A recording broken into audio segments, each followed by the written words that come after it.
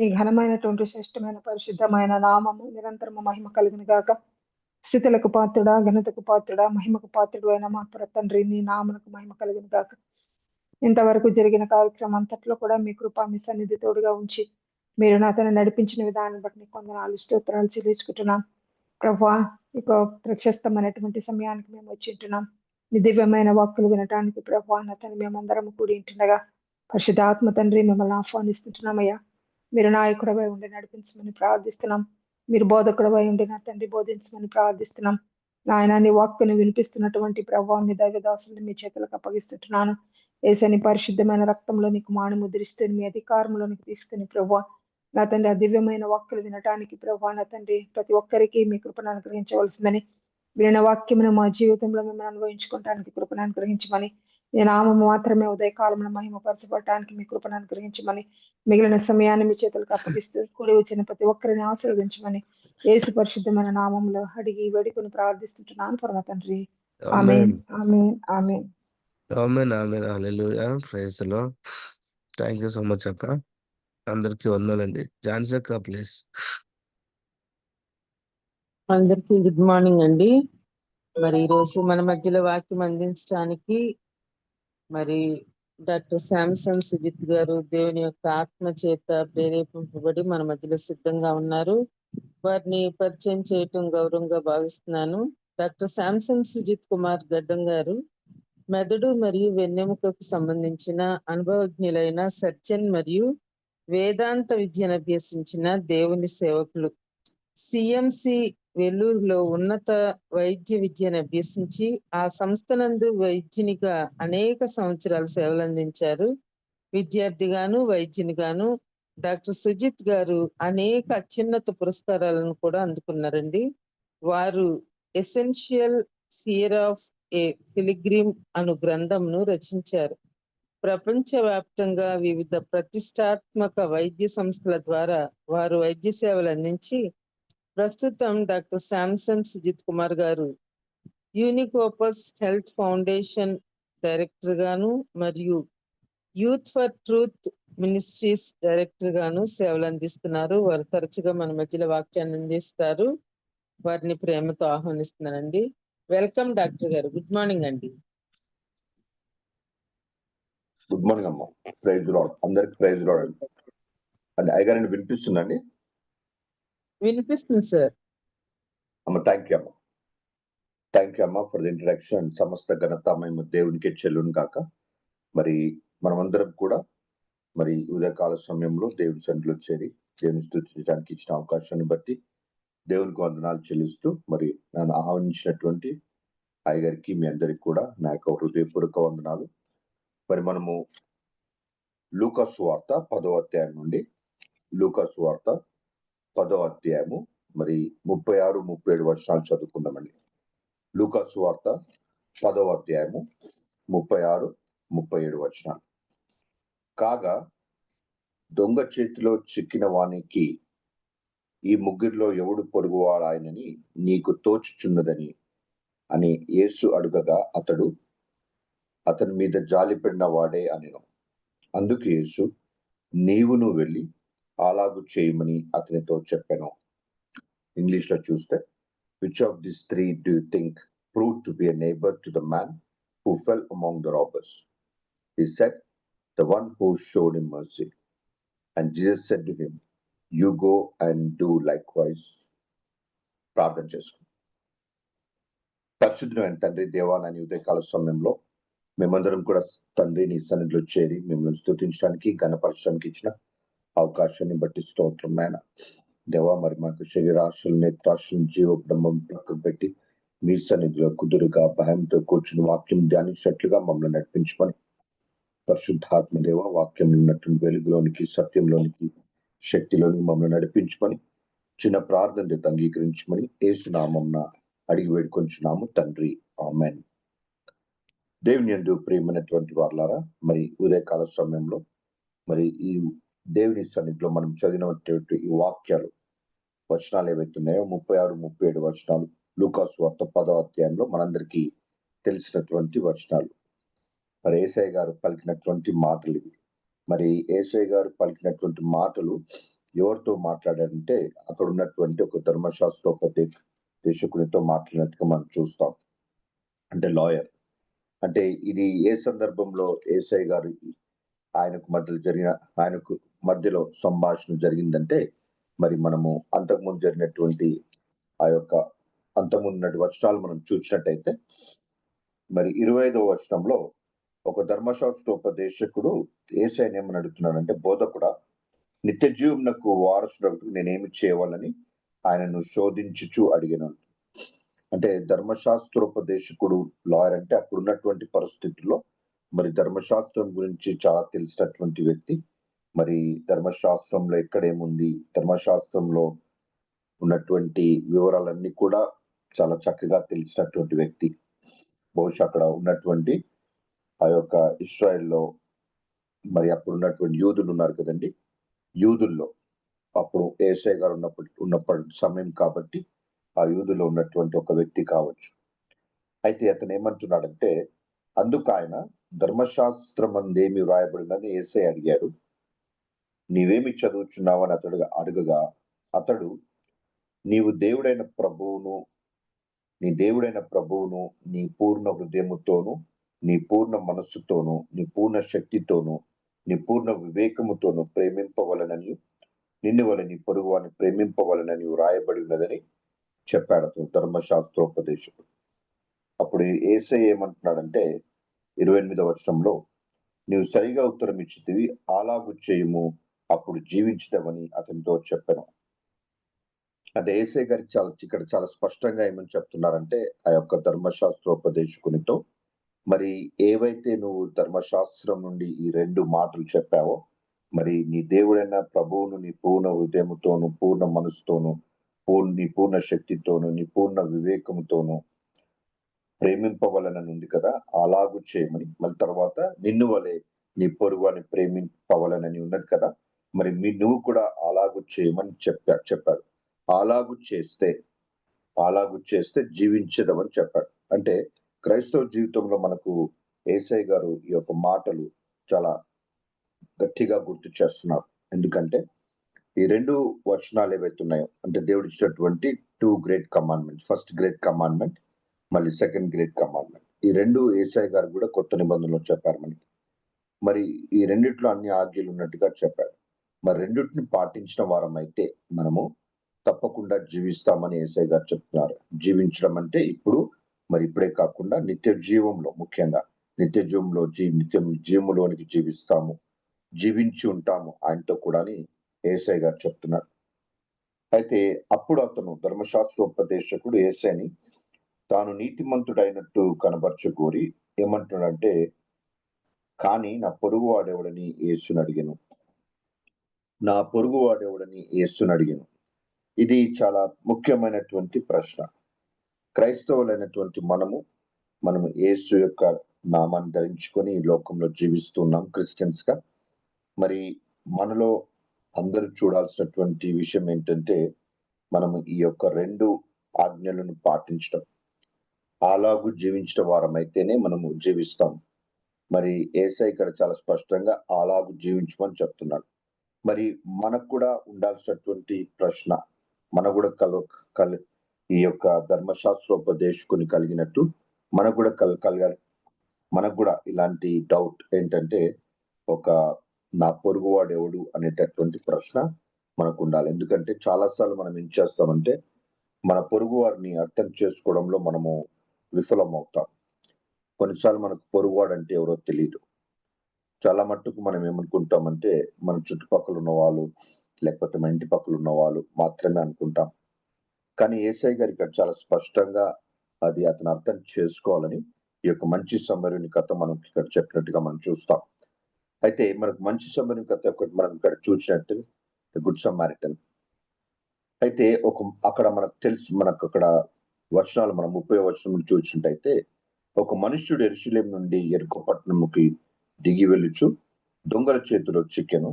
వారు అతని బట్టలు దోచుకొని అతన్ని కొట్టి కొరప్రాయంతో విడిచిపోయిరని ఉంటుంది. అంటే అది జరిగినటువంటి ఇన్సిడెంట్. ఏమవుతుంది, ఒక వ్యక్తి అతను యెరూషలేము నుండి యెరికోకు వెళ్తున్నాడు. అంటే బహుశా యూదుల వైపు ఉన్నటువంటి వ్యక్తి కావచ్చు, అతడు దొంగల చేతిలో చిక్కి మరి అతను దొంగల చేత కొట్టబడ్డాడు, వాళ్ళన్ని దోచుకున్నారు. అప్పుడు అతని పరిస్థితి ఏంటంటే కొర ప్రాణంతో ఉన్నాడు. అప్పుడు ఒక యాజకుడు అక్కడి నుండి వెళ్ళడం జరుగుతుంది. అతడు చూచి ప్రక్కగా పోయాననుంది. చూచి ప్రక్కగా పోయాడు. అలాగనే లేవీడు ఒకడు వచ్చాడు, అతను కూడా చూచి ప్రక్కగా పోయాడు. అయితే యాజకుడైనా సరే, లేవీడైనా సరే, బహుశా వారికి కూడా ధర్మశాస్త్రం తెలుసు.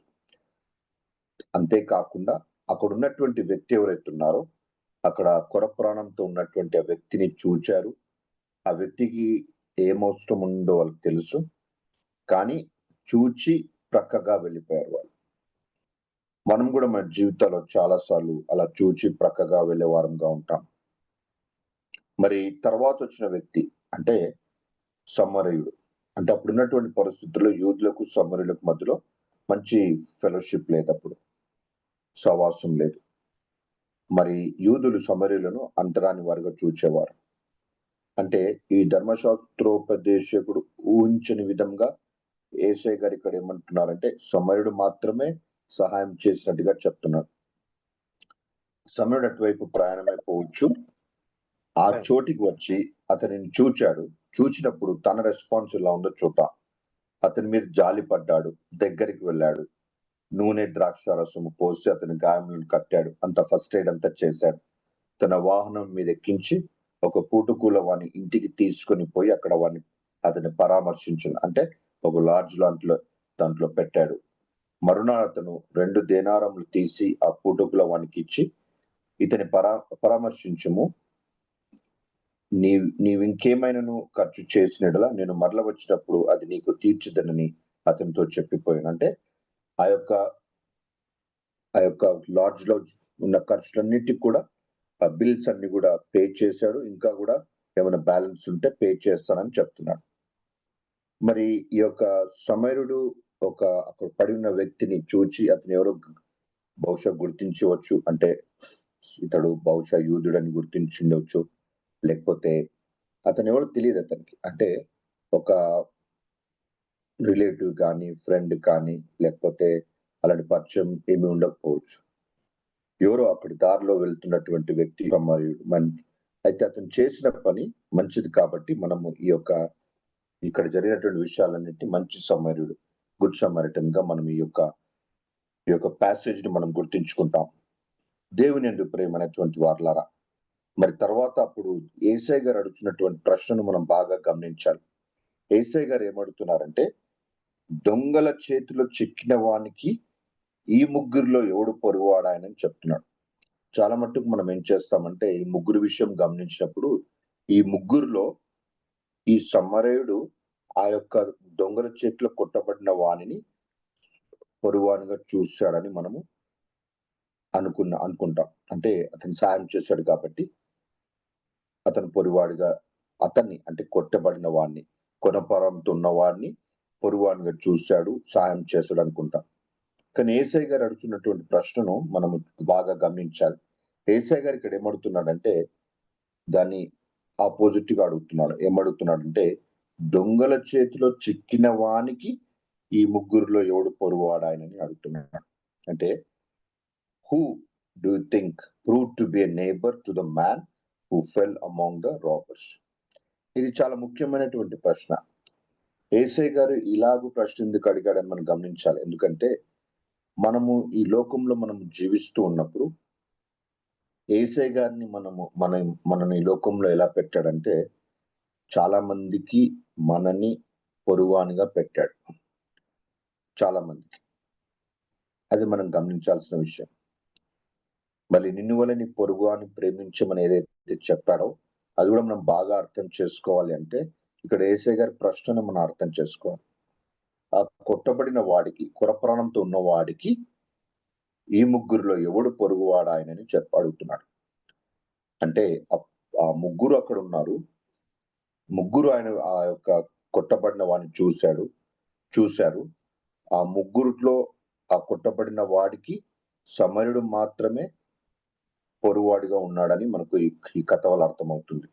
అందుకోసం అప్పుడు ఆ యొక్క లాయర్ అంటే ధర్మశాస్త్రోపదేశకుడు ఏమంటాడు, అతని మీద జాలి పడిన వాడే అనెను. అతని మీద జాలిపడిన వాడే. అతని మీద జాలిపడిన వాడెవరు? సమరయుడు. మరి సమరయుడే ఆ దొంగల చేతితో చిక్కిన వానికి, ఆ కొరప్రాణంతో ఉన్న వానికి పొరుగువాడుగా ఉన్నాడని చాలా స్పష్టంగా ఇక్కడ మనకు తెలుస్తా ఉంది. అందుకు యేసు ఏమంటున్నాడు? నువ్వు వెళ్ళి అలాగూ చేయమంటున్నాడు. అంటే నువ్వు వెళ్ళి ఏం చేయమంటున్నాడు? అలాంటి పరిస్థితుల్లో ఉన్న వారికి పొరుగువానిగా ఉండమంటున్నాడు. హల్లెలూయా. మరి అలాంటి పరిస్థితుల్లో ఉన్న వాళ్ళు మన చుట్టూ ఉన్నారా అంటే చాలా మంది మన చుట్టూ ఉన్నారు. మన దేశంలో మనం ఎక్కడున్నా, ఏ పట్టణంలో ఉన్నా, ఏ ప్రాంతంలో ఉన్నా అలాంటి వారు మన చుట్టూ ఉన్నారు. ఇక్కడ సమరయుని విషయంలో మనం గమనించినట్టయితే అక్కడ మనము ఆ ఇద్దరి మధ్యలో ఎటువంటి రిలేషన్షిప్ లేదు అక్కడ. అంటే ఫ్రెండ్స్ అని మనం చాలాసార్లు ఏం చేస్తామంటే తెలిసిన వాళ్ళైతేనే సాయం చేస్తాం, ఫ్రెండ్స్ అయితేనే సాయం చేస్తాం, లేకపోతే అప్పుడప్పుడు డినామినేషన్ అయితేనే సాయం చేస్తాం. ప్రాంతాల మధ్య మనకు చాలా కొంతమందికి ఆ ఫీలింగ్ ఉంటుంది. తెలంగాణ, ఆంధ్ర అలా ఉంటేనే మనం హెల్ప్ చేస్తాం. మన పార్టీ, ఈ పార్టీ వాళ్ళు ఉంటేనే, ఫలానా పార్టీ వాళ్ళు అయితేనే పార్టీలో ఉన్న వాళ్ళకి హెల్ప్ చేస్తారు. డిపార్ట్మెంట్ అని ఇలా చాలా రకాలుగా మనం ఆలోచించి తర్వాత హెల్ప్ చేస్తాం. కానీ ఇక్కడ మంచి సమరుడు ఏం చేస్తారంటే అది ఏది కూడా ఆలోచించకుండా అక్కడ హెల్ప్ చేశారు. అయితే ఆ యొక్క దొంగల చేతి కొట్టబడిన వానికి ఆ మంచి సమరుడు మాత్రమే పొరుగువాడుగా ఉన్నాడు అక్కడ. మన జీవితంలో కూడా దేవుడు మనని ఈ లోకంలో మనం ఏ ప్రాంతంలో నివసిస్తున్న వారమైనా కానీ మనం కూడా చాలా మందికి పొరుగువానిగా నిలబెట్టాడు. అందుకోసం యేసయ్య గారు ఏమంటున్నాడు అక్కడ? మీరు వెళ్ళి అలాగూ చేయమంటున్నాడు. అంటే మనందరిని కూడా ఎలాగూ చేయమంటున్నాడు? మనందరిని కూడా ఆ యొక్క సమరుడు చేసినలాగా మనం చేయాలి. అంటే అర్థం ఏంటి? చాలా మందికి మనల్ని పొరుగువాడిగా ఉంచాడు. చాలా మందికి మనము ఈ లోకంలో పొరుగువారిగా ఉండాలని చెప్తున్నాడు. అందుకోసమే అక్కడ రెండవ గ్రేట్ కమాండ్మెంట్ అంటే ఏంటి? నిన్ను వలె నీ పొరుగువాని ప్రేమించమంటున్నాడు. మరి సమరుడు అతను ఎందుకు అంతగా సహాయం చేశాడు అంటే అతను చూచాడు, జాలిపడ్డాడు. ఎప్పుడు జాలిపడతాం మనం అంటే ఎవరైనా ప్రేమించిన జాలిపడ్డాడు, చేయాల్సినంతా కూడా చేశాడు. ప్రతి విషయం చివరికి ఆయన బిల్స్ కట్టే దాకా కూడా ప్రేర్చాడు. అంటే సహాయం అనేది పూర్తిగా చేశాడు. అలాంటి సహాయం అంటే అలాంటి ప్రేమను మనం కనబరచాలని యేసయ్య గారు కోరుకుంటున్నాడు. అలా కనబరిచిన వారమైతే అప్పుడు మనం జీవిస్తామంటే నిత్య జీవానికి వారసులం అవుతాం. దేవుని ప్రేమ అనేటువంటి వారలారా, మరి మన జీవితంలో మనము ఇతరుల పట్ల అంటే చాలా మందికి దేవుడు మన్ని ఇతరులుగా అంటే చాలా మందికి దేవుడు మన్ని ఒక పొరుగువానిగా నిలబెట్టాడు.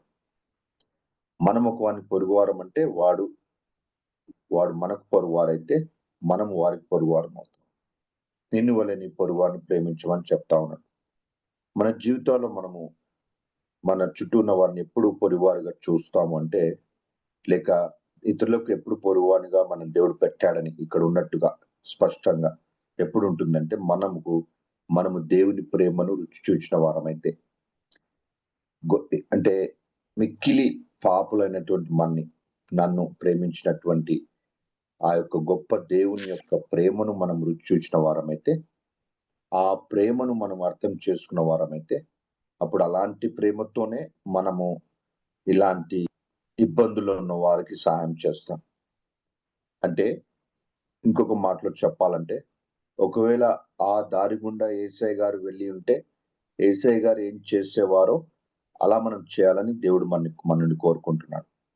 మరి మనం దేవుని నమ్ముతాము, మరి యేసయ్యను సొంత రక్షకునిగా అంగీకరిస్తాము. వాక్యంలో ఉన్నట్టు మనము యేసయ్య మనలో ఉన్నాడు, మనం యేసయ్యలో ఉన్నాడని నమ్ముతాం. మనము యేసయ్యలో ఉన్నామంటే అర్థం ఏంటంటే మనము దేవుని యేసయ్యను సొంత రక్షకునిగా అంగీకరించి మనము అంటే రక్షణ పొందిన వారమే ఉన్నాం. ఆయనలో ఉన్నామంటే మనకు ఎటువంటి అర్హత లేదు, ఎటువంటి సంపూర్ణత లేదు. ఆయనలోనే మనకు సంపూర్ణత. మనం అన్ని లోపాలు ఉన్నటువంటి వారం. అలాంటి వారిని ఆయనలో చేర్చుకున్నాడు మనం ఆయన నమ్మితే. అంటే మనకు రక్షణ అనేది ఆయనలో ఉందని అర్థం. మరి ఆయన మనలో ఉన్నాడంటే, అంటే మన ద్వారా ఆయన ఏం చేయాలనుకుంటున్నాడో అది చేయడానికి ఆయన మనలో ఉన్నాడు.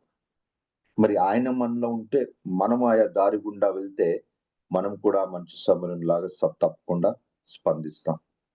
మరి దేవుని యందు ప్రేమైనటువంటి వారలారా, ఇక్కడ ఇతరులు అంటే ఈ యొక్క దొంగ చేత కొట్టబడిన వాడు ఎవరైతే ఉన్నాడో అలాంటి వారు మన చుట్టూ చాలా మంది ఉన్నారు.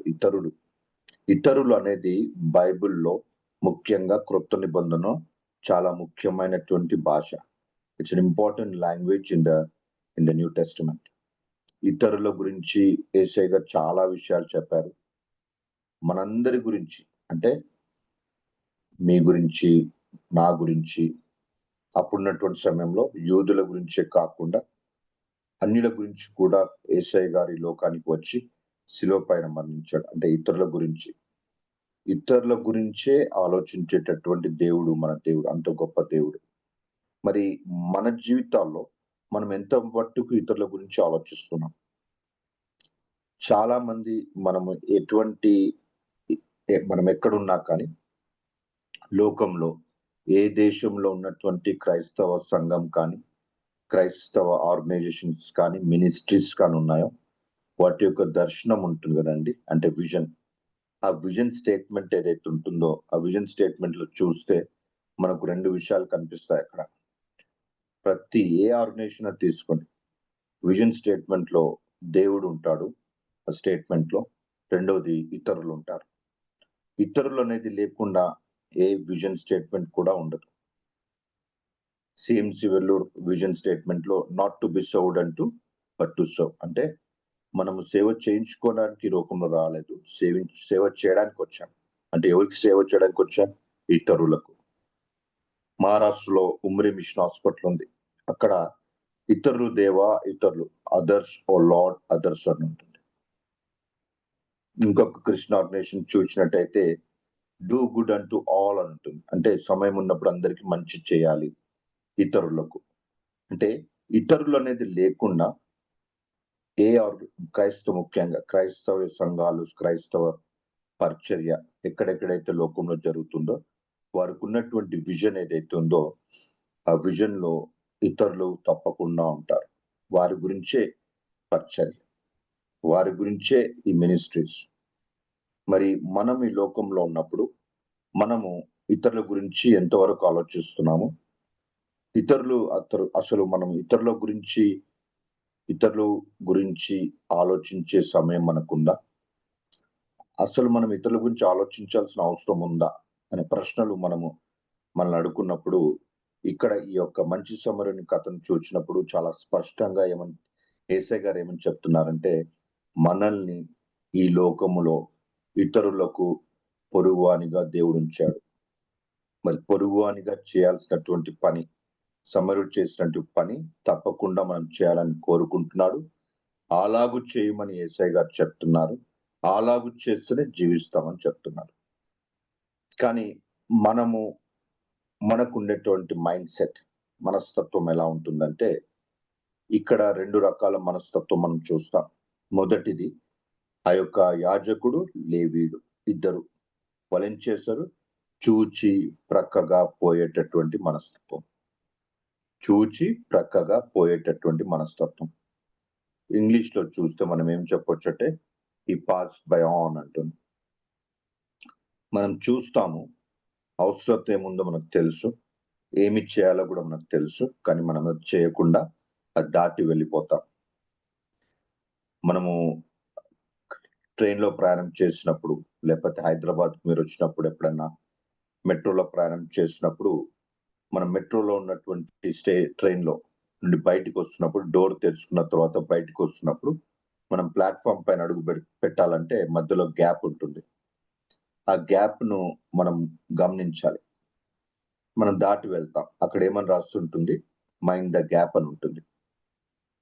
అంటే గమనించండి. మరి అది ఒక మనస్తత్వం. అంటే చూస్తాము, దాటి వెళ్ళిపోతాం. కానీ యేసయ్య గారు అలాంటి మనస్తత్వాన్ని కోరుకోవట్లా. ఎలాంటి మనస్తత్వాన్ని కోరుకుంటున్నాడంటే, ఆ యొక్క కొర ఊపిరితో ఉన్నవానికి సహాయము చేసేటటువంటి మనస్తత్వం. అంటే మనము హెచ్కేల్ గ్రంథంలో చూసినట్టయితే అక్కడ ఒకటి మాట చూస్తాం. హెచ్కేల్ గ్రంథము, మళ్ళీ హెచ్కేల్ గ్రంథము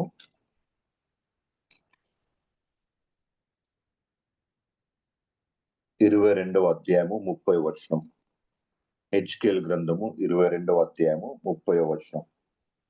నేను దేశమును పాడు చేయకుండునట్లు ప్రాకారమును దిట్టపరచుటకును బద్దలైన సందులలో నిలుచుటకును తగినవాడెవడని నేనెంత విచారించినను ఒకడైనను కనబడలేదంటున్నాడు. అంటే దేవుడు ఎవరి కొరకు చూస్తున్నాడు? ఇలాంటి దేశాల్లో, ఇలాంటి ప్రాంతాల్లో, మన పట్టణాల్లో, మన గ్రామాల్లో ఎవరి కొరకు చూస్తున్నాడంటే బద్దలైన సందుల్లో నిలుచుటకు. అంటే ఇంగ్లీష్ లో చూస్తే స్టాండ్ ఇన్ ద గ్యాప్. అంటే అలాంటి గ్యాప్లు మనము మైండ్ చేసేవైతే దాటుతున్నామో, మనం దాటే వారిగా ఉన్నామా, పక్కగా పోయేవారిగా ఉన్నామా, లేక ఆ సందులో నిలబడి దేవుని కొరకు పనిచేసే వారిగా ఉన్నామా, ఇతరుల కొరకు పనిచేసే వారిగా ఉన్నామా? ఎవరి కొరకైతే దేవుడు మనని లోకంలో పొరుగువానిగా పెట్టాడో వారి కొరకు పనిచేసే వారంగా ఉన్నామా గమనించుకోవాలి. దేవుని యందు ప్రియమైనటువంటి వారులారా, standing in the gap English లో చూస్తే ఏమంటుందంటే, and I sought for a man among them who should build up the wall and stand in the breach, stand in the gap before me for the land, that I should not destroy it, but I found none. మరి మనము ఈ యొక్క ప్రక్కకు దాటి అంటే ప్రక్కగా పోయేటటువంటి మనస్తత్వం, అంటే mind the gap మనస్తత్వం కలిగిన వారమై ఉన్నామా, లేక స్టాండ్ ఇన్ ద గ్యాప్ అంటే ఆ యొక్క బద్దలైనటువంటి సందులో నిల్చువారిగా ఉన్నామా? ఇక్కడ మంచి సమరుడు అలానే చేశాడు. తనకు ఎందుకని పక్కగా, అతను కూడా పక్కగా వెళ్ళిపోలా. అతను ఎవరని చూడలా, ఎందుకని చూడలా, అక్కడ ఉన్నట్టు తన సమయం వేస్ట్ అవుతుందని చూడలా. చాలాసార్లు మనం ఏం చేస్తామంటే మంచి చేయడానికి అవకాశం ఉన్నా కానీ మనము ఏదో కారణం వెతుక్కొని మనను సమర్థించుకొని ఆ సహాయం చేయకుండా వెళ్ళిపోతాం. అంటే బిజీగా ఉన్నాం, తర్వాత చూద్దాం, ఇప్పుడు కాదు, మళ్ళీ ఇది నా పని కాదు, మరి నాకు వేరే పని ఉంది కదా, నా పని ఎవరు చేస్తారు, ఇవన్నీ ఆలోచిస్తూ మనం ఏం చేస్తామంటే ఆ యాజకునిలాగా లేవినిలాగా మనము ప్రక్కగా వెళ్ళిపోతాం. మరి దేవుని యందు ప్రియమైనటువంటి వారులారా, మరి మన మనస్తత్వం ఎలా ఉంది? మైండ్ ద గ్యాప్ అనేటటువంటి మనస్తత్వం అంటే ప్రక్కగా పోయేటటువంటి మనస్తత్వం ఉందా? మరి లేక స్టాండ్ ఇన్ ద గ్యాప్ అంటే బద్దలైనటువంటి ఆ యొక్క ప్రదేశాల్లో మరి మనము నిలబడేవారుగా ఉన్నామా? మరి దేవుడు మన చుట్టూ చాలా మంది అలాంటి వారిని ఉంచారు. హైదరాబాద్ లాంటి మహానగరంలో మిక్కిలి అలుపులైనటువంటి వారు చాలా మంది ఉన్నారు. అనంతపూర్లో కూడా ఉన్నారు, ప్రతి చోట ఉన్నారు. మరి దేవుడు హైదరాబాద్ నగరాన్ని చూస్తున్నప్పుడు మరి ఎంత పెద్ద బిల్డింగ్స్ వస్తున్నాయి, పెద్ద పెద్ద బిల్డింగ్స్ వస్తున్నాయి. ఎంత పెద్ద బిల్డింగ్స్ ఉన్నాయని దేవుడు పైకి చూడట్లా. దేవుడు ఏం చూస్తున్నాడంటే అదే హైదరాబాద్ పట్టణంలో దేవుడు కిందికి చూస్తున్నాడు. అంటే మిక్కిలి అల్పులైనటువంటి నా బిడ్డలకు ఎవరు సాయం చేస్తున్నారు? క్రైస్తవులు అనేటటువంటి నామము కలిగినటువంటి మనము వారి గురించి ఏం చేస్తున్నాం? క్రైస్తవులు అనేటువంటి నామం కలిగినటువంటి మనము వారి గురించి ఆలోచిస్తున్నాము కానీ ప్రక్కగా వెళ్ళిపోతున్నామా? చూస్తున్నాము కానీ ప్రక్కగా వెళ్ళిపోతున్నామా? లేకుంటే వారి గురించి మనము ఆలోచించి వారికి పైన జాలిపడి యేసయ్య ఒకవేళ హైదరాబాద్ నగరానికి వస్తే ఏం చేసేవారో అలాగూ మనం చేస్తున్నాం. అంటే ఆ యొక్క గోడ సందుల్లో నిలబడ్డానికి స్టాండ్ ఇన్ ద గ్యాప్ వారిగా ఉన్నామా మనమని గమనిస్తున్నాం. ప్రతి ఒక్కరిని మనందరినీ చాలా రకాలుగా దేవుడు ఆశీర్వదించాడు. మనం ఏది అడిగితే అది ఇస్తాడు కదా. మనం ఎప్పుడు ఏం అడుగుతాము? దేవా నన్ను ఆశీర్వదించండి, కుటుంబాన్ని ఆశీర్వదించండి, మంచి ఆరోగ్యాన్ని అనుగ్రహించండి, పిల్లల్ని దీవించండి, వారి చదువులను దీవించండి, వాళ్ళ పెళ్లికి వస్తే మంచి పార్ట్నర్ని ఇవ్వండి, వారి కుటుంబాలను ఆస్వాదించండి, వారి పిల్లల్ని ఇవ్వండి, మంచి జాబ్ని ఇవ్వండి, ప్రమోషన్ ఇవ్వండి, అమెరికాకి తీసుకెళ్ళండి, కొత్త ఇల్లు ఇవ్వండి, కొత్త కారు ఇవ్వండి అని ఏది అడిగితే దేవుడు మనకు అనుగ్రహిస్తూ ఉంటాడు. ఎందుకంటే దేవుడు మనం ప్రేమిస్తాడు కాబట్టి, తన చిత్తాన్ని బట్టి. అయితే దేవుడు మనం చూడడానికి వచ్చినప్పుడు మరి శాంసన్ ఎంత కంఫర్టబుల్ గా ఉన్నాడని చూస్తాడా, లేక నేను శాంసన్ ఇంతగా ఆశీర్వదించాను నేను, మరి శాంసన్ ఇంత కంఫర్టబుల్ గా ఉన్నాడు కదా, మరి ఈ కంఫర్ట్ ని అంటే శాంసన్ కి ఇచ్చినటువంటి కంఫర్ట్ ని మిక్కిలి అల్పులైన వారికి ఎంత కంఫర్ట్ గా మారుస్తున్నాడని చూస్తాడు దేవుడు. ఇంకా నేను ప్రతిరోజు రాత్రి ఎంత కంఫర్టబుల్ గా పడుకుంటున్నానని చూడడు దేవుడు. దేవుడు మనల్ని ఆశీర్వదించాడు, దాన్ని బట్టి దేవుడు గొప్ప దేవుడు, ఇస్ ఫెయిత్ఫుల్ గాడ్. కానీ దేవుడు ఏం చూస్తున్నాడంటే శాంసన్ ఎంత కంఫర్టబుల్ గా ఉంటున్నాడని చూడట్లా. దేవుడు ఏం చూస్తున్నాడంటే, మరి ఇంత కంఫర్ట్ ఇచ్చాను శాంసన్ కి, ఇంతగా ఆశీర్వదించాను, మరి ఇతను మిక్కిలల్పులైనటువంటి వారికి ఏ రకంగా ఆశీర్వాదకరంగా ఉన్నాడు, ఈయన యొక్క కంఫర్ట్ ని ఇతరులకు ఎంతగా కంఫర్ట్ గా మారుస్తున్నాడని చూస్తున్నాడు. ఎందుకంటే ఆ సమరుడు చాలా బిజీగా ఉండొచ్చు, కానీ తనకున్నటువంటి దాంట్లో ఆ యొక్క కొర ప్రాణంతో ఉన్న వానికి తన వంతుగా, అంటే తను ఏది చేయాలో తనకున్నటువంటి దాంట్లో అన్ని ఇచ్చాడు అతను. అంటే తనకున్నటువంటి డబ్బులు కానివ్వండి, తనకున్న ఫస్ట్ ఎయిడ్ బాక్స్ కానివ్వండి, తన యొక్క వాహనం కానివ్వండి, ఆ యొక్క యానిమల్ కానివ్వండి, డబ్బులు కానివ్వండి, అన్ని తనకున్నటువంటి దాంట్లో ఏదైతే మనం కంఫర్ట్ అనుకుంటామో అది ఆ యొక్క కొర ప్రాణంతో ఉన్న వానికి ఇచ్చాడు అతను. మరి మన జీవితంలో మనం ఏం చేస్తున్నాం? హైదరాబాద్ మహానగరంలో ఎంతో మంది మిక్కిలల్పులైనటువంటి వారు ఉన్నారు. మీ ఊర్లో ఉన్నారు, మన ఊర్లలో ఉన్నారు, మన సొంత ఊర్లలో ఉన్నారు. మరి వారి గురించి మనము ఏం చేస్తున్నాం అంటే, వారి మొర పెట్టుకుంటున్నారు, వారి మొర దేవునికి చేరుతా ఉంది. మరి దేవుడు ఏం చూస్తున్నాడు? ఈ యొక్క గోడ సందులో నిలబడేటటువంటి బిడ్డగా నా బిడ్డ ఉన్నాడని చూస్తున్నాడు. తన బిడ్డల కొరకు వెతుకుతున్నాడు దేవుడు. హైదరాబాద్ మహానగరంలో ఎంతో మంది, ఇప్పుడు 12 మిలియన్ జనాభా. ఇంతమంది జనాభాలో చాలా మంది వృద్ధులు, సీనియర్ సిటిజన్స్, ఎవరు లేక ఇళ్ళలో ఉంటున్నారు. అన్ని కంఫర్ట్స్ ఉన్నాయి వాళ్ళు, కానీ సహాయం చేసేవారు లేరు. మరి వారికి సహాయం కావాలని వాళ్ళు కోరుకుంటున్నారు. మరి వారికి సహాయం చేసేది ఎవరు? మరి ఆహారం లేక, అన్నదమ్ములు లేక, సొంత వారు లేక, రోడ్ల పైన, హాస్పిటల్స్ ఎదురుగా, మెట్రో పిల్లర్ల కింద, బస్ స్టాండ్లలో, రైల్వే స్టేషన్ లో చాలా మంది ఉన్నారు. మరి వారు ఆకలితో బాధపడుతున్నారు, బట్టలు లేకుండా బాధపడుతున్నారు. మరి వారి యొక్క ఆ యొక్క అరుపులు, అంటే సహాయం కొరకు వారు చేస్తున్నటువంటి అరుపులు దేవుని చేరుతున్నాయి. మరి వారి గురించి ఆలోచించే వారిగా మనం ఉన్నామా? మరి లేక చూస్తూ ప్రక్కగా పోయే వారిగా ఉన్నామా? Do you have a mind in the gap mind set or stand in the gap mind set? మరి హైదరాబాద్ మహానగరంలో ఎంతో మంది స్టూడెంట్స్, థౌజండ్స్ ఆఫ్ స్టూడెంట్స్ అందరికీ చాలా మెంటల్ హెల్త్ ప్రాబ్లమ్స్ ఉన్నాయి. ఎంతో మంది mental health problem, depression, stress మనం ఫ్రీక్వెంట్ గా వింటూ ఉంటాం. స్టూడెంట్స్ వాళ్ళు సూసైడ్ చేసుకుంటున్నారు. వాళ్ళు కూడా సాయం గురించి వెతుకుతున్నారు. మరి వారికి సహాయం చేసేది ఎవరు? వారి యొక్క ఆ యొక్క పరిస్థితి, అంటే దొంగల చేత కొట్టబడినటువంటి, అంటే ఈ యొక్క చీకటి అంధకార శక్తులతో కొట్టబడినటువంటి మరి వారుగా ఉన్నారు. చాలా మంది వారి యొక్క జీవితాల్లో కొర ప్రాణంతో ఉన్నటువంటి వారుగా ఉన్నారు. మరి వారిని మనం చూస్తున్నాము, వారి గురించి వింటున్నాము, మనం న్యూస్ లో చూస్తాము, వీడియోస్ లో చూస్తాము, న్యూస్ పేపర్ లో చూస్తాము. మరి వారి గురించి తెలుసు, మనకు వారి గురించి తెలుసు, వాళ్ళని చూస్తున్నాము, వారికి ఏం కావాలో కూడా తెలుసు మనకు. కానీ మనము వాళ్ళు చూస్తూ పక్కగా వెళ్తున్నామా, లేక మరి వారికి ఏం కావాలో అది చేసేవారుగా, అంటే స్టాండ్ ఇన్ ద గ్యాప్ గా ఉండేవారుగా ఉన్నామా? క్రైస్తవులు అనేటువంటి బిడ్డలు చాలా మంది ఎన్నో రకాలుగా బాధపడుతున్నారు. స్టూడెంట్స్ చాలా మంది హైదరాబాద్ లో, ముఖ్యంగా హైదరాబాద్ అంటే మహానగరం లాగా మనం చూస్తాం, అన్నిటికీ సెంటర్ అయిందని అంటాం. మంచి ఎడ్యుకేషన్ హబ్, అంటే అన్ని ఏ ఎడ్యుకేషన్ కావాలంటే ఎడ్యుకేషన్ హైదరాబాద్ లో ఉంది. ఫార్మా హబ్, అంటే మంచి మందులు ప్రొడ్యూస్ చేసేటటువంటి కంపెనీస్ ఉన్నాయి. టెక్నాలజీ టీ హబ్ అంటాం, అది ఉంది. మళ్ళీ health hub, T hub, education hub, మళ్ళీ బిజినెస్ పరంగా ఎంతో అభివృద్ధి చెందుతున్నటువంటి మహానగరం.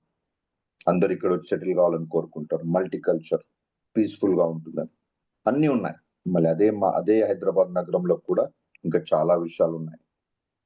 ఎన్నో డార్క్ పాకెట్స్, చీకటి ప్రాంతాలు చాలా ఉన్నాయి హైదరాబాద్ లో.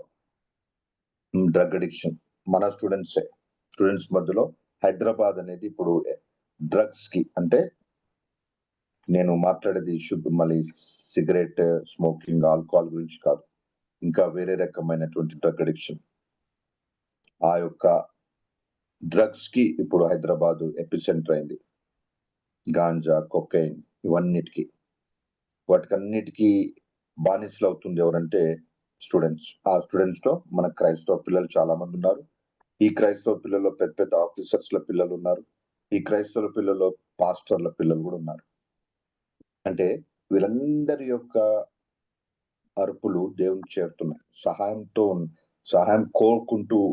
కోరుకుంటున్నారు, సహాయం కొరకు చూస్తూ ఉన్నారు. మరి చాలా మంది వారి పరిస్థితుల్లో కొట్టబడి కొర ప్రాణంతో ఉన్నటువంటి వారు. మరి వారి గురించి కూడా మనకు తెలుసు. మరి వారి గురించి తెలిసినప్పుడు మనము చూచి దాటిపోయే వారిగా ఉన్నామా, ప్రక్కగా పోయే వారిగా ఉన్నామా, లేక వారి గురించి మరి ఆ యొక్క పరిస్థితుల్లో ఉన్న వారికి మనము అండగా, అంటే ఇక్కడ మంచి సమరంగా ఉండడానికి మనం ప్రయత్నం చేస్తున్నామా? Stand in the gap. అలాంటి వారి గురించి, అలాంటి వారిగా మనం ఉన్నామా? దేవుడు కోరుకునేది అలాంటి వారు. దేవుని యందు ప్రేమినటువంటి వారులారా, దేవుడు మన చుట్టూ అలా చాలా మందిని ఉంచారు. అప్పుడే మీరు లేచినారు, చాలా మందికి అలాగున్నవంటి చాలా మంది. అమ్మ డిస్టర్బెన్స్ వస్తా ఉంది. హలో, ఏంటి దయచేసి మీట్ లో పెట్టుకోవాల్సింది కోరుతున్నానండి అందరూ. జాన్సన్ అయితే మరి మన చుట్టూ కూడా చాలా మంది అలాంటి వారికి చాలా మందికి దేవుడు మనని పొరుగువానిగా ఉంచారు. మరి పొరుగువానిగా ఉంచినప్పుడు దేవుడు మనల్ని కోరుకునేది అదే. పొరుగువాడు ఎలాగా సమరుడు ఎలాగైతే చేశాడో అలాగే చేయాలని దేవుడు మన నుండి కోరుకుంటున్నాడు. దాంట్లో మనం మొదటిగా ఏం చేయొచ్చు అంటే మోషే గారు చేసినట్టుగా మరి కీర్తన గ్రంథం చూద్దాం. కీర్తన గ్రంథము 106వ అధ్యాయంలో చూసినట్టయితే, కీర్తనలు 106వ అధ్యాయము, మరి అక్కడ ఒక విషయం మనం గమనించవచ్చు. 23వ వచనంలో, కీర్తనలు 106, 23వ వచనం. అప్పుడు ఆయన, నేను వారిని నశింప చేసేదనెను, అయితే ఆయన వారిని నశింప చేయకుండునట్లు ఆయన కోపము చల్లార్చుటకై ఆయన ఏర్పరచుకొనిన మోషే ఆయన సన్నిధిని నిలిచి అడ్డుపడెను. ఇంగ్లీష్ లో చూస్తే ఏమంటుందంటే, Moses stood in the breach, stood in the gap అని ఉంటుంది. అంటే అలాంటి నశించిపోయే వారు ఎవరైతే ఉన్నారో వారి గురించి ఆలోచించి, మరి మోషే ఏ రకంగానైతే స్టూడ్ ఇన్ ద గ్యాప్ గా ఉన్నాడో అలాగ మనం చేయవచ్చు. మోషే తను ఎవరినైతే ఇశ్రాయేలుని తీసుకుని వెళ్తున్నప్పుడు ఇశ్రాయేలు చాలా రకాలుగా మోషేని ఇబ్బంది పెట్టారు. చాలాసార్లు కంప్లైంట్ చేశారు, చెప్పింది వినలా. దేవుడు ఎన్ని రకాలుగా వాళ్ళు సాయం చేసినా గానీ మోషేను చాలా రకాలుగా ఇబ్బంది పెట్టారు, తప్పుడు చేశారు. దేవుని కోపం వాళ్ళపైన వచ్చినప్పుడు మోషేనే దేవునికి ప్రార్థన చేసి ఆ యొక్క వారిని నశించకుండా దేవునికి ఎన్నోసార్లు పెట్టుకున్నట్టుగా మనం చూస్తాం. అంటే మోషే అక్కడ స్టూడ్ ఇన్ ద గ్యాప్. మొదట మనం ఏం చేయొచ్చు అంటే వారి గురించి ప్రార్థన, వీళ్ళందరి గురించి ప్రార్థన. అంటే ప్రార్థన అంటే హృదయపూర్వకమైనటువంటి ప్రార్థన. ఏదో చేయాలి కాబట్టి దేవ వారిని దీవించండి. హృదయపూర్వకంగా ప్రతి ఒక్క బిడ్డ గురించి, ఎవరైతే కొరప్రాణంతో ఉన్నారో, ఎవరి కొరకైతే దేవుడు మన్ని పొరుగువానిగా ఉంచారో వారి గురించి, మరి దేవుని యందు ప్రేమినటువంటి వారులారా, కాకుండా ప్రార్థనలే కాకుండా దేవుడు మనని వారి గురించి ఏదో చేసేవారిగా ఈ లోకంలో ఉంచాడు. అందుకోసమే మనందరికీ పరిచయమైనటువంటి మత్తయి సువార్త 20వ అధ్యాయములో కొన్ని వచనాలు చూసుకొని ముగించుకుందాం. మత్తయి సువార్త 25వ అధ్యాయము 31 నుండి 46 వచనాలు. ఇది మనందరికి తెలిసినటువంటిదే. అక్కడ ఏమంటుందో మనం చూద్దాం. మత్తయి సువార్త 25వ అధ్యాయము 31వ వచనం నుండి. తన మహిమతో మనుష్య కుమారుడును ఆయనతో కూడా సమస్త దూతలను వచ్చినప్పుడు ఆయన తన మహిమ గల సింహాసనం మీద ఆసీనుడై ఉండును. అప్పుడు సమస్త జనములు ఆయన ఎదుట పోగు చేయబడుదురు. గొల్లవాడు మేకలలో నుండి గొర్రెలను వేరుపరిచినట్లు ఆయన వారిని వేరుపరిచి తన కుడి వైపున గొర్రెలను ఎడమ వైపున మేకలను పెట్టును. అప్పుడు రాజు తన కుడివైపు ఉన్న వారిని చూచి, నా తండ్రి చేత ఆశీర్వదింపబడిన వారలారా రండి, లోకము పుట్టినది మొదలుకొని మీ కొరకు సిద్ధపరచబడిన రాజ్యంను స్వతంత్రించుకొనుడని చెప్తున్నారు. అప్పుడు అక్కడ దేవుడు ఏమంటున్నాడు? నేను ఆకలి గొంటిని, మీరు నాకు భోజనం పెట్టితిరి. దప్పి గొంటిని, నాకు దాహం ఇచ్చితిరి. పరదేశిన ఇంటిని, నన్ను చేర్చుకొంటిరి. దిగంబరిన ఇంటిని, నాకు బట్టలిచ్చితిరి.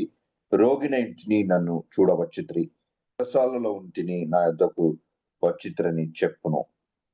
ఇదంతా మనకు తెలిసినటువంటిదే. అందుకు అప్పుడు నీతిమంతులు ఏమంటారు? ప్రభువా, ఎప్పుడు చేస్తామని అడుగుతున్నారు.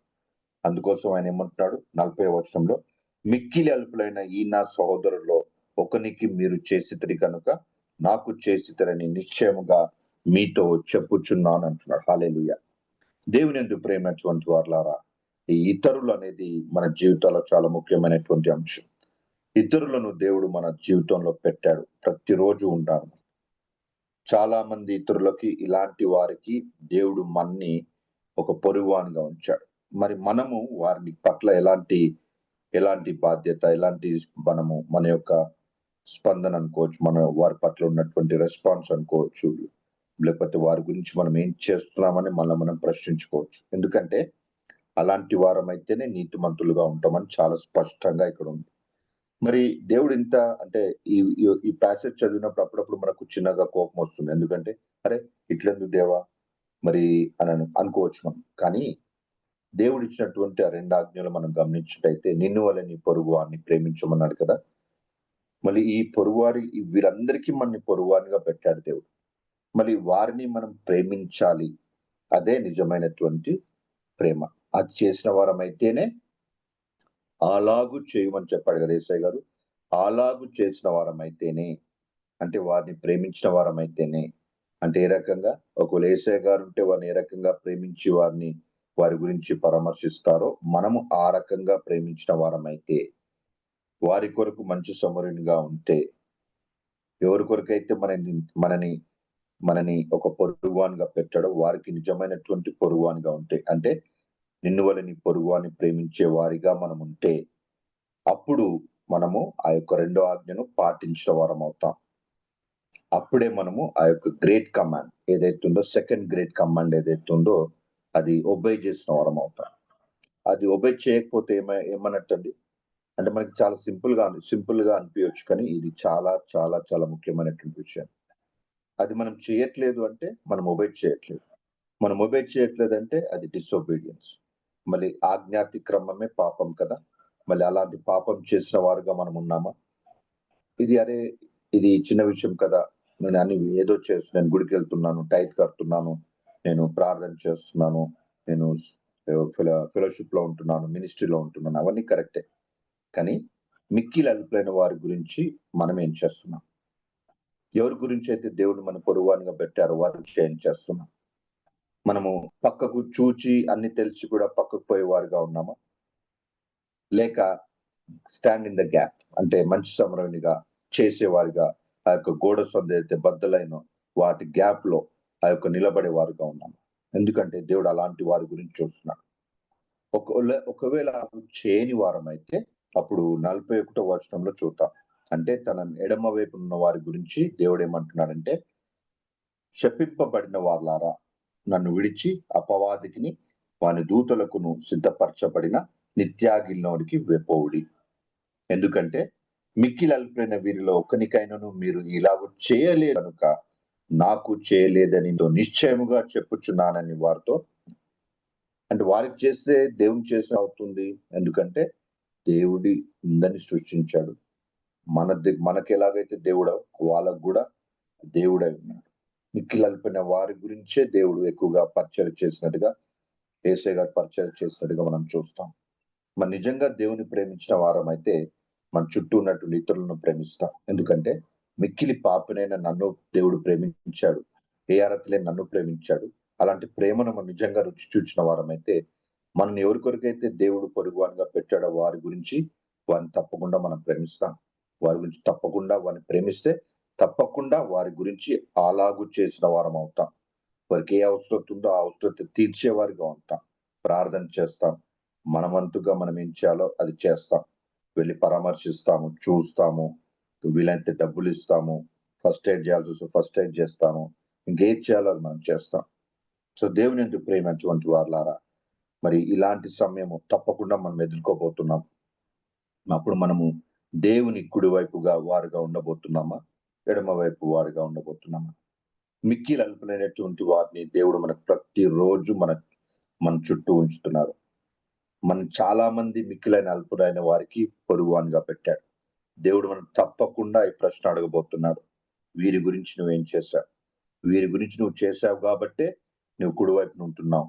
వీరి గురించి నువ్వు చేశావంటే నిన్ను వల్ల నీ పొరుగువాని ప్రేమించావు, ఆజ్ఞ పాటించావు, నీతిమంతుని కాబట్టి నువ్వు ఈ కుడివైపు ఉంటావు. లేకపోతే నువ్వు నీ యొక్క గతి, నీ యొక్క పరిస్థితి ఎలా ఉంటుందంటే ఈ యొక్క ఎడమ వైపు వారు 46వ వచనంలో వీరు నిత్య శిక్షకును, నీతిమంతులు నిత్య జీవమునకు పోవుదు. ఏ ప్రశ్న అయితే ఆ ధర్మశాస్త్రోపదేశుడు అడిగాడో, అంటే నిత్య జీవమునకు వారసులు ఒకటి ఏం చేయాలి? అక్కడ యేసయ్య గారు పొరుగువాడు ఎవడనేది చాలా స్పష్టంగా చెప్పారు. ఇక్కడ అలాంటి నీతిమంతులుగా ఉన్న వారమైతే, ఆజ్ఞ పాటించిన వారమైతే, అలాగు చేసిన వారమైతే కుడివైపు ఉన్న వారం అవుతాం. మరి దేవుని యందు ప్రేమైనటువంటి వారలారా, మనము మన జీవితాల్లో ఎలాంటి వారమై ఉన్నాం? వ్యక్తిగతంగా, కుటుంబ పరంగా, సంఘపరంగా. మరి మన గురించి ఆలోచిస్తూ అన్ని మన గురించే దేవుడు ఇచ్చాడు, దేవునికి వందనాలు, ప్రైజ్ ద లార్డ్, బాగా ఆశీర్వదించాడు అన్ని తెలిసి కూడా ప్రక్కగా పోయేవారుగా ఉన్నామా? లేక దేవుడిచ్చినటువంటి ఆశీర్వాదము, దేవుడిచ్చినటువంటి సమయాన్ని, దేవుడిచ్చినటువంటి తలాంతుల్ని, దేవుడిచ్చినటువంటి డబ్బుల్ని, దేవుడిచ్చినటువంటి అన్ని రకాలైన ఆశీర్వాదాలని మనము దేవుడు ఎవరికైతే మనని పొరుగువానిగా పెట్టాడో వారి కొరకు ఉపయోగిస్తూ అలాగు చేయమని ఏదైతే యేసయ్య గారు చెప్పారో అలాగు చేసేవారిగా ఉన్నామా? మైండ్ ద గ్యాప్, పక్కకు పోయేవారిగా ఉన్నామా? లేక స్టాండ్ ఇన్ ద గ్యాప్, అంటే గోడ సందులు ఏవైతున్నాయో చూస్తున్నామో వాటితో నిలబడి మరి దేవునికి మరి యొక్క మిక్కిలైన అల్పుల వారికి మధ్యగా దేవుడు ఎలాగూ చేస్తాడో అలాగూ చేసేవారిగా మనం ఉన్నామా? పరీక్షించుకున్నాం. ఇంకా మనకు సమయం ఉంది. దేవుడు మన ఈ లోకంలో యాత్రికునిగా ఇంకా ఎన్ని రోజులు ఉంచుతాడో తెలియదు. అది రోజులు కావచ్చు, వారాలు కావచ్చు, నెలలు కావచ్చు, సంవత్సరాలు కావచ్చు. సమయం ఉన్నప్పుడు మనము వాక్యాన్ని అర్థం చేసుకొని యేసయ్య ఎలాగైతే అలాగూ చేయమన్నాడో మరి అలాగూ చేసేవారిగా ఉందాం. అలాగూ చేసేవారిగా ఉండడానికి దేవుని కృపను కోరుకుందాం.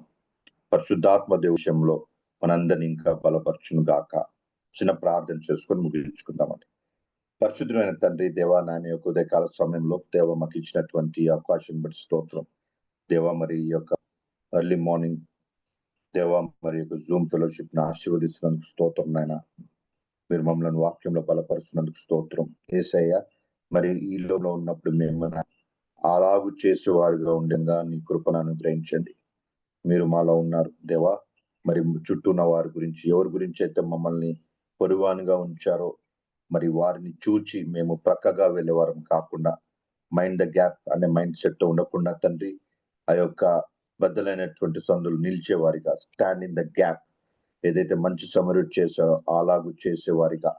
మిక్కులైన అల్పులు ఎంతో మంది ఉన్నారు తండ్రి మా చుట్టూ, మా గ్రామంలో, మా పట్టణంలో, మా రాష్ట్రంలో, దేశంలో. దేవా, మరి మా అందరికీ వారి గురించి ఆలోచించేటట్టు మనస్తత్వం అనుగ్రహించండి.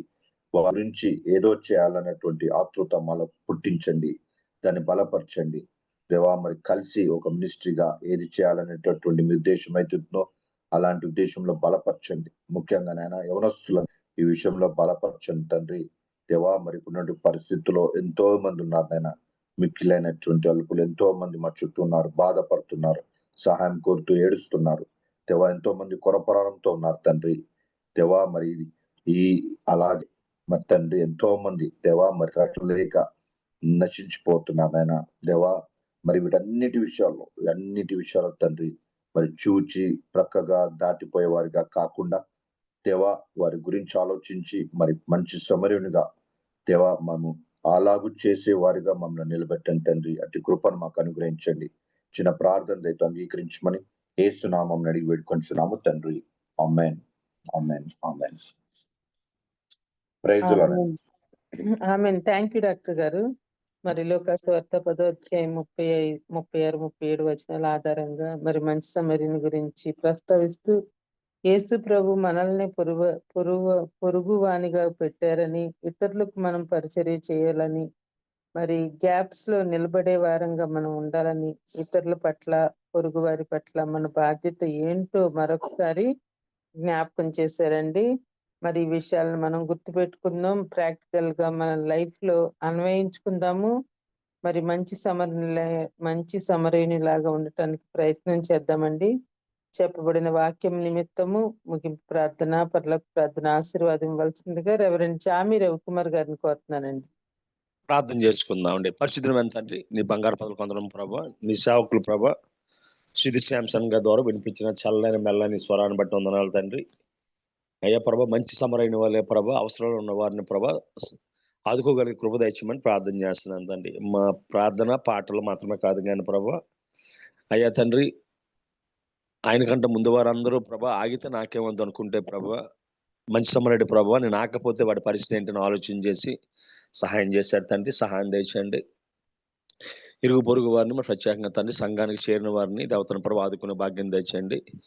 బద్దలైన బండ సందుల్లో నిలవగలిగే కృప దయచేయండి. అన్నాడు మోషే అహరోనుల ప్రభ ఏ విధంగా చచ్చిన వారికి బతికిన వారికి మధ్య ప్రభ నిలిచినప్పుడు తండ్రి తెగులాగిపోయిందో అట్టి మనసు మాకు దయచేయమని ప్రార్థన చేస్తున్నాను తండ్రి. వాక్యాన్ని సవివరంగా వివరించిన ప్రభుని దాసుని జ్ఞాపకం చేసుకోండి.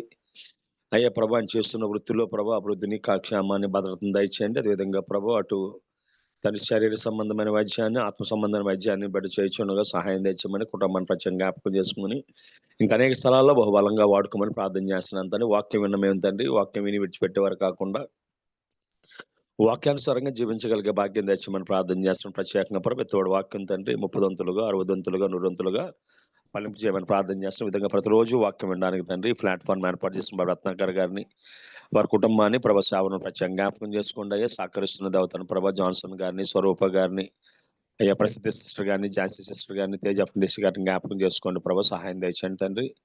అదేవిధంగా ఎవరైతే అనారోగ్యంతో ఉన్నారో బిడ్డలందరి కోసం ప్రార్థన చేస్తున్నాం ప్రభ.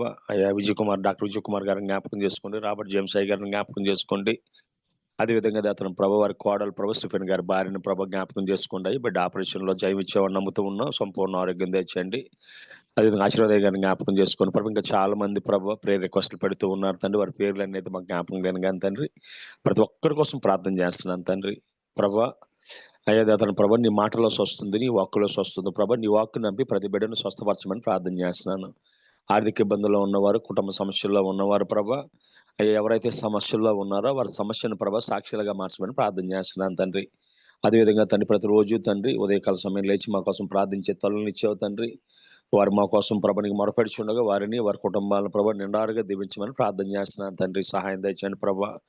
అదేవిధంగా ఇతర ప్రాంతాల నుంచి అనేక మంది ప్రభ నీ వాక్యం చెప్పడానికి ప్రభ వస్తుండగా వారు అందరినీ కూడా దీవించండి. వారి సేవలను విశ్రింపజేయమని ప్రార్థన చేస్తున్నాను.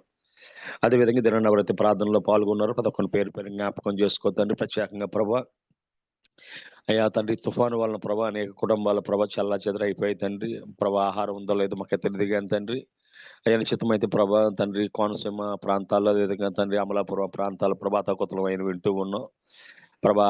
ఆస్తి నష్టం కానీ, ప్రాణ నష్టం కానీ, పంట నష్టం కానీ లేకుండా వారిని కాపాడండి. ఆ ప్రభావం లేకుండా ప్రభ వారిని ఆదుకునే ప్రభ మనసు తండ్రి ప్రభుత్వానికి, అదేవిధంగా తండ్రి నీ సేవకుడు చెప్పినట్టుగా పొరుగు వారిని ఆదుకోవాలని మనసు ప్రభ చుట్టుపక్కల వారికి దయచేయమని ప్రార్థన చేస్తున్నాను తండ్రి. సహాయం దయచేయండి.